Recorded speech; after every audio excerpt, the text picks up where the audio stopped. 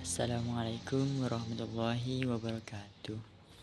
Perkenalkan, nama saya Muhammad Rihan dari Fakultas Syariah, Prodi Manajemen Bisnis Syariah. Di sini saya akan menjelaskan epistemologi Islam, yang mana epistemologi Islam itu mempunyai 3 pendekatan. Yang pertama, bayani, irfani, dan burhani. Yang pertama yakni epistemologi bayani. Epistemologi ini adalah suatu epistemologi yang bersumber dari bahasa Arab, seperti ilmu nahwu, fikih dan usul fikih, dan ilmu kalam dan balaghah. Pendekatan yang digunakan dalam epistemologi ini adalah pendekatan lughawiyah yang berfokus pada analisis dan pengkajian bahasa. Pendekatan lughawiyah ini memanfaatkan kajian mendalam terhadap bahasa Arab untuk memahami dan mengembangkan pengetahuan.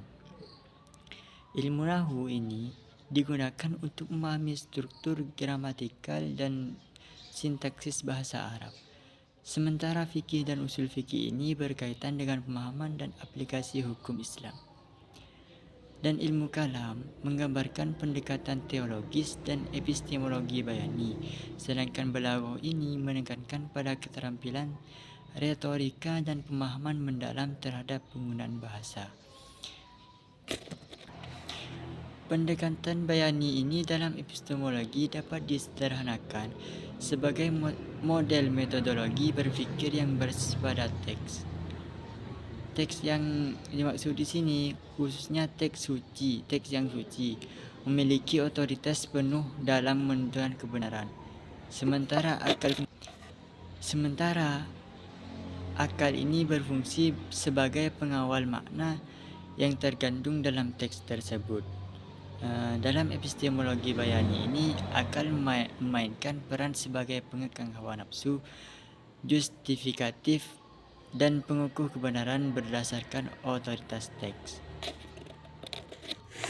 Menurut Imam Asy-Syafi'i, 3 asas epistemologi bayani itu adalah: yang pertama Al-Quran, yang kedua itu As-Sunnah, dan yang ketiga Qiyas.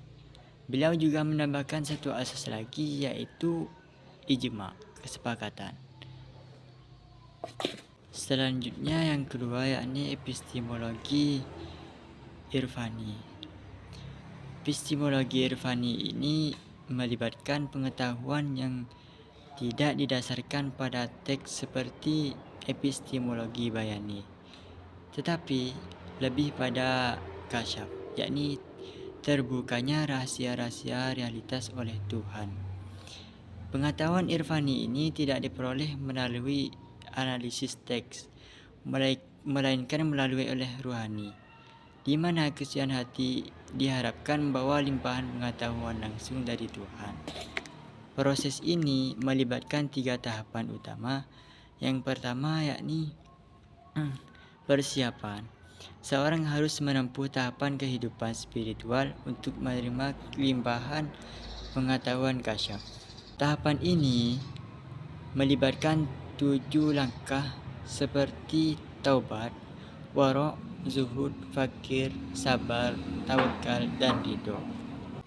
Yang kedua, penerimaan. Setelah mencapai tingkat tertentu dalam sufisme, individu akan menerima limpahan pengetahuan langsung dari Tuhan secara iluminatif.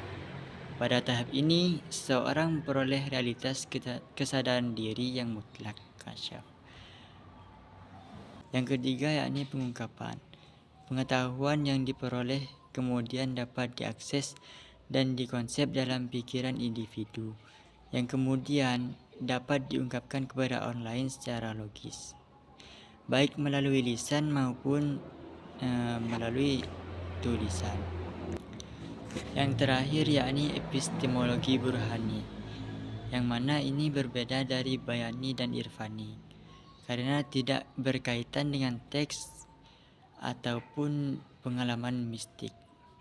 Epistemologi ini bergantung pada kekuatan rasio atau akal yang menggunakan dalil-dalil logika. Perbandingan antara ketiganya menunjukkan bahwa bayani menghasilkan pengetahuan analogi furu kepada yang asal. Irfani melalui penyatuan rohani pada Tuhan. Sementara burhani ini menghasilkan pengetahuan melalui prinsip-prinsip logika atas pengetahuan sebelumnya yang telah diyakini kebenarannya. Sumber pengetahuan dalam epistemologi burhani ini adalah rasio, bukan teks atau intuisi. Rasio ini memberikan penilaian dan keputusan terhadap informasi yang diterima melalui indera. Epistemologi burhani menekankan visinya pada potensi bawaan manusia secara naluriah, indrawi, eksperimentasi, dan konseptualisasi. Sedangkan akal berfungsi sebagai alat analitik kritis dalam epistemologi burhani.